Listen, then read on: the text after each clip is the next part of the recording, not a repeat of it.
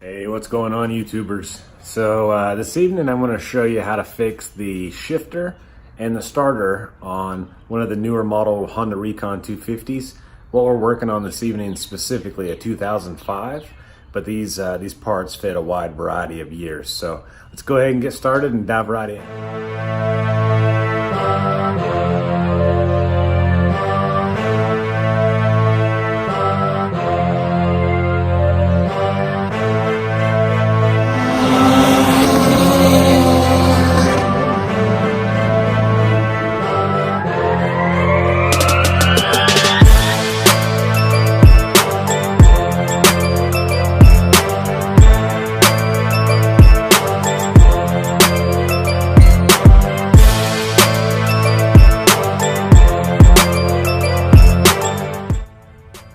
Alright, as I mentioned, we're going to replace the shifter. So the 2005 genre of a Honda Recon is apparently well known to have a sloppy shifter.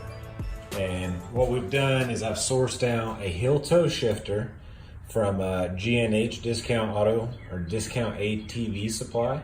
This particular one's a high caliber. So what we have here is our toe and our heel. So normally the part that fails on the factory shifter is where this pinch bolt actually bolts to the shifter shaft. So what we did here is we removed the stock one, we went to install this, and if your shifter shaft is worn, then you'll continue to have slack. So I partnered with FabMD and I had Dustin go ahead and just weld this onto the end. So now in the future, if something were to happen, I'd have to obviously cut it loose and then replace the shaft. But this was as solid of a solution as I could come up with, and it works very well. Now in return, we had to trim this back piece to fit. But this is the resolution, and you can pick this up from these guys over here at G&A Discount ATV Supply. They're in Somerville, Tennessee. I purchased through Amazon. I'll go ahead and put an Amazon link in the description below. But real nice part.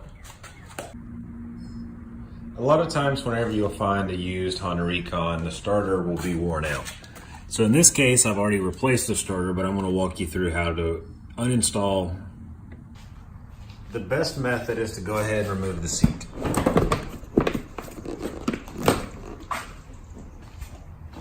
Once the seat is removed, you'll need to disconnect the clamp here at the carburetor.